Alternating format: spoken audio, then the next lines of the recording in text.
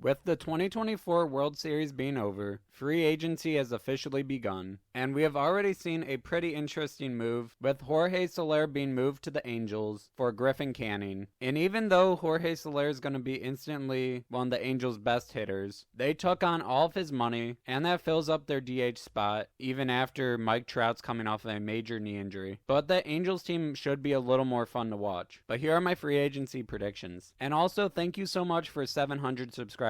Starting off with Christian Walker, I have him going to the Giants. Over the last 3 seasons, he has 95 home runs, and he plays Gold Glove defense at first base. And I think he'd be a very good fit with this Giants team. I also think the Giants are going to sign Ha-Seong Kim. He's a great all-around shortstop. He did miss over 40 games last season, but when he's healthy, he's around a 5-WAR player. Then I also have the Giants signing Yusei Kikuchi. He would be a great boost to their rotation. He's coming off his best career season, where he pitched 175 innings and had 206 strikeouts, and he had a 4.0 ERA for the season, but he was even better with Houston, with a 2.7 ERA in 60 innings, and had a 147 ERA plus with them. Then Pete Alonso, I have going to the Astros. I think he'd be a perfect fit in Houston since he's a right-handed power hitter, and they have the Crawford boxes in left field, so I think he could have some monster seasons there, and they really need a first baseman. Then Carlos Santana to the Mets, because obviously if Pete Alonso leaves, they definitely need a first baseman. Yes, he will be 39 next season, but he's still playing great. This past season with the Twins, he had 26 doubles, 23 home runs, 71 RBIs, and had a 109 OPS plus. Then Gleyber Torres, I have him just re-signing with the Yankees. He's coming off a pretty good season, and he had a great postseason besides the World Series. Then I have Willy Adames going to the Dodgers. Even after winning the World Series, the Dodgers are still going to go out and spend a lot of money this offseason, like they always do. Right now, their weakest position in the infield is shortstop, and he plays a solid defense, and he could hit you 30 home runs a year. Then I have Alex Bregman going to the Tigers. They're coming off an incredible season where they made the playoffs and beat the Astros in the wildcard round, but ended up falling short in the divisional series. I think adding a guy like Bregman to that roster would make the Tigers a legit contender. Then Paul DeJong to the Mariners. Right now, the biggest weakness of the Mariners roster is their hitting. I think DeJong would be a pretty good fit. He's coming off a great season where he had 17 doubles, 24 home runs, and had a 700 OPS, and he can play shortstop or third base. Then Miguel Rojas to the Padres. He's coming off a great season with the Dodgers, where he had a 3.4 WAR, 21 doubles, and he had a 113 OPS plus. And yes, he wouldn't have to be an everyday player, but still, if he played 90 to 100 games, he's a great depth piece, and he could take that role of Ha-Seong Kim. Then I have Jose Iglesias going to the Red Sox. I think he would have a good chance to be in their starting shortstop over David Hamilton. This past season with the Mets, Iglesias had a 3.1 WAR and batted .337. Then I have Eugenio Suarez going to the A's. This would be one of the more surprising moves, but I actually think the A's could have a shot at making the playoffs next year. They had a much improved season from 2023 to 2024. They still have Brent Rooker, Shea Langoliers, Zach Geloff, JJ Bleday, and Lawrence Butler had a breakout season. And next season they'll have Jacob Wilson up, and possibly Nick Kurtz, and adding Suarez to that roster would be massive. He would be their everyday third baseman, and he'll have 30 home runs and 100 RBIs. Then Tyler O'Neill to the Pirates. Last year the Pirates had one of the better pitching staffs, but they lacked a lot of offense. And Tyler O'Neill's coming off of a great bounce back season, where he had a 2.6 WAR and had 31 home runs. And I think he could just be a great boost to that offense. Then I have Jerickson Profar re-signing with the Padres. Then Alex Verdugo going to the Twins. Then I have Anthony Santander going to the Cleveland Guardians. He would help this roster out a lot. He's coming off a 40 home run year, and it would also be a full circle moment because Santander did come up in the Cleveland system, but the Orioles took him in the Rule 5 draft. Then Teoscar Hernandez going to the Royals. The Royals are coming off of a very big season, and they made it to the ALDS, but they are lacking a lot of offense from their outfielders. And adding Teo to this roster, I think would make them a true contender as well. Then Max Kepler to the Angels. With the Angels already adding Jorge Soler to this roster, I think Max Kepler would be a great addition as well, and that would actually be a great outfield of Mike Trout, Taylor Ward, and Max Kepler, with Soler at DH. Then JD Martinez to the Brewers. Next, Corbin Burnes, I have going to the Red Sox. And with the Red Sox coming off of a surprising season, finishing 500, they had a pretty good starting rotation, with Tanner Houck having a breakout season, but they don't have a true ace. Would make that a great starting rotation with Burnes, Tanner Houck, Cutter Crawford, Brian Bayo, and possibly Quinn Priester. Then Max Fried to the Cardinals. The Cardinals' biggest weakness the last few years has been their pitching. When there's a guy available like Fried, I think the Cardinals have to go after him, and they have the money to do it. Last season, he put up 174 innings. Then he was injured in 2023. Then the year before that, he put up 185 innings. Then I have Jack Flaherty going to the Angels. Flaherty's coming off a great season and a World Series